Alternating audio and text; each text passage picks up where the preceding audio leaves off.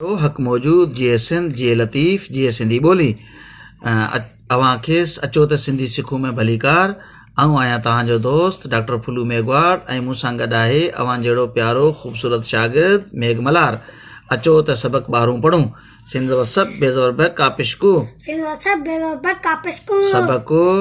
Bailiff बा रेवान पेशरू सबक़ ॿारहं मीम नून पेशमो हे नून ज़र हैं जिमुआजो मोहिंजो काबज़रक तेलिफ्ता बेपिशबो किताब हयज़र ही हमज़ो पेशो हियो मीम नून पेशमो हे नून ज़र हैं जिमुआजो मोहिंजो काबज़रक तेलिफ्ता बेपिशबो किताब अल्फमदा हये है आहे मीम अलफ नून ज़बर मा काबज़रक तेलिफ्ता बेपिशबो किताब बेज़बर पे एड़े हे अलफ नून ज़बरना एड़े हे अलफ नून ज़बरना पढ़ा थेवा थो पढ़ा थो हयज़र ही हमज़ो पेशो हियो काबज़रक तेलिफ्ता बेपिशबो किताब तेलिफ्डा ढेवा ढो डाढो शिन पेशो ठेवा ठो सुठो अल्फमदा हये है आहे हेज़र नून ज़बर न हिन्न मीम दो ज़र में हिन्न में शिन पेशो ठेज़ठ यवान पेशियों सुठियों गेलिफ गा लाम हेज़र ल यवान पेशियों गालियों अल्फमदा हेज़र नून ज़र न आहिन हेज़र नून ज़बर न हिन्न मीम दो ज़र में हिन्न में गाफिया ज़र गी ते ज़बर त गीत बे ज़बर ब गीत ब अल्फमदा हेज़र नून ज़र न आहिन अल ज़बर सिन ये नून ज़र सीन अस्सी गाफ ज़बर ग दे ज़र द जिम ये ज़र जी गड जी काफिया ज़र गी ते ज़बर त गीत गेलिफ गा हमज़ो ये नून ज़री दाल अलफ दा दाइंदा अल्फमदा हेज़र यवान पेशियों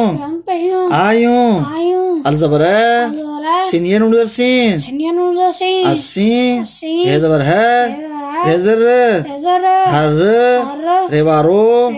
जे ज़बर जे रोज़ पे ज़बर पे अड़े हे ज़बर ने ज़बर ने पढ़ण वाफिये नून ज़रवी वाह वाढो हिते पुट आहे जेको हितां प्रिंट में गायब थी वियो आहे। वाफिये ज़रवी वाफिये नून ज़रवी दाल अलफ दा पींदा अल्फमदा हेज़र यवान पेशियों आयूं अल ज़बर अलफ ज़बर चेवाचो अच्छो अल ज़बर चेवाचो अच्छो ते ज़बर त अच्छो त गाफ ज़र ग दे ज़र द जिम ये ज़र जी गड जी पे ज़बर पे अड़े ज़बर अड़े हे ज़बर ने ज़बर ने पढ़ण हे ज़बर है लामुआ पेशलू लामुआ नून पेशलू हलूं अचो त ॿारो हाणे पाण हिन खे रवां पढ़ूं। सबक़ ॿारहं मुंहिंजो किताब हियो मुंहिंजो किताब आहे मां किताब पढ़ा थो हियो किताब ॾाढो सुठो आहे हिन में सुठियूं ॻाल्हियूं आहिनि हिन में गीत बि आहिनि असीं असीं गॾिजी गॾिजी गीत गीत ॻाईंदा गाईंदा आहियूं आहियूं असीं असीं हर रोज़ हर रोज़ पढ़णु पढ़ण वेंदा वेंदा आहियूं आहियूं अचो त अचो त गॾिजी गॾिजी पढ़णु पढ़ण हलूं हलूं प्यारा ॿारो